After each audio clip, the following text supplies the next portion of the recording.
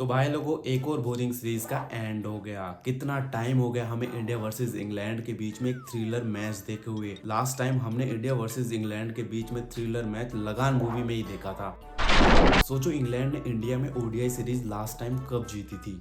मुझे क्या पता, मुझसे पूछे जा रही है। कल जितने भी प्लेयर्स खेल रहे थे ना, उनके पैदा होने से पहले।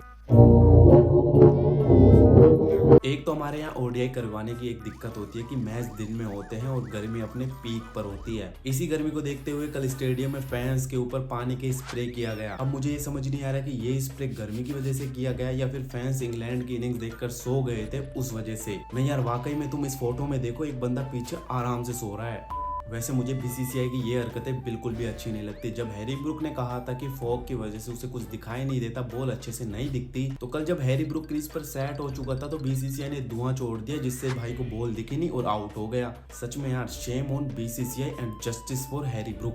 अबे साले, एक टाइम था जब बापू ने अंग्रेजों के अगेंस्ट नमक के लिए सोल्ट मार्च किया था और कल बापू ने नमक का सोल्ट का कैच ही छोड़ दिया।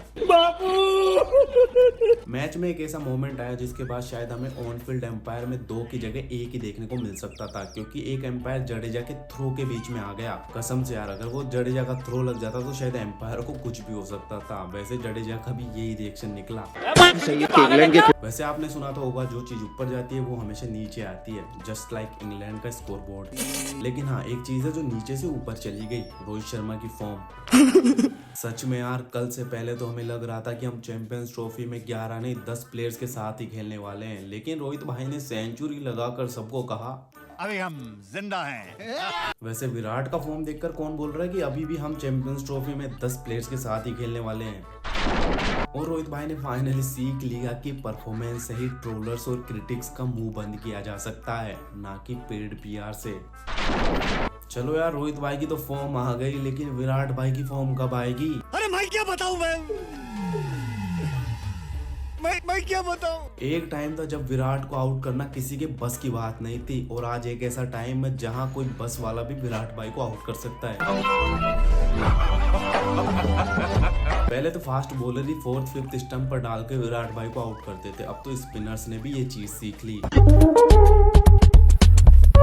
उधर शुभमन गिल जितना अपनी गलतियों से फास्ट सीखता है, उतना कोई नहीं सीख सकता। अब देखो, लास्ट ओडीआई में शुभमन गिल को पता था कि धीरे धीरे खेलूंगा और सेंचुरी बना दूंगा, लेकिन जैसे ही पांडे आता है और पांडे 1-2 छक्के लगाता है तो शुभमन गिल को पता चल जाता है कि ये मेरी सेंचुरी होने नहीं देगा, मुझे तेज खेलना पड़ेगा, और उस तेज खेलने के चक्कर में भाई आउट हो जाता है। इसी गलती के बाद इस सीरीज में शुभमन गिल ने शुरू से ही तेज खेलना स्टार्ट किया और उसका एक ही एम था, पांडे अगर क्रीज पर आएगा तो या तो मेरी सेंचुरी हो चुकी होगी या फिर मैं डगआउट में बैठा हूंगा। मैं गिरा होया बंदा जमा नीच बल्ली। इंडिया की इस पूरी बैटिंग लाइनअप में सब अच्छा है, लेकिन दुख होता है राहुल भाई के लिए, जो 5 नंबर पे अच्छा खेलता था उसे नंबर 6 पे डाल दिया। और ये दुख कम नहीं था कि ब्रॉडकास्टिंग वालों ने भी हद ही कर दी। जब बैटिंग लाइनअप दिखाई इंडिया की तो केएल राहुल को सबसे लास्ट में डाल दिया। ऐसे गाली दूं ना, जिंदगी भर याद रखें ये बड़े हुए।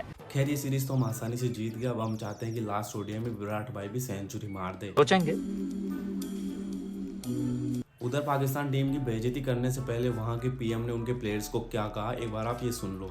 अफरीदी साहब, आप भी, और शाह साहब, हमारे जो फास्ट बॉलर कहाँ बैठे हैं, इंशाल्लाह आप भी हिंदुस्तान के बैट्समैन को इसी तरह आप उनको टफ टाइम देंगे। ये सुन लिया। अब इसी मोटिवेशन को लेकर शाहीन आफरीदी ने न्यूजीलैंड के अगेंस्ट कैसी बॉलिंग करी, अब वो भी देख लो।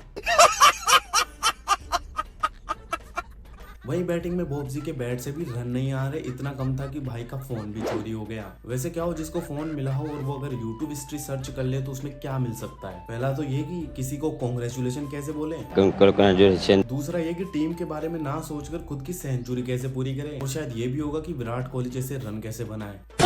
वैसे पाकिस्तान टीम की बेइज्जती उनके बारे में बात करने के लिए बहुत कुछ है, लेकिन इस वीडियो को यहीं तक रखते हैं। अगर आपको अच्छी लगी तो लाइक कर देना, चैनल पर नए हो प्लीज सब्सक्राइब कर देना।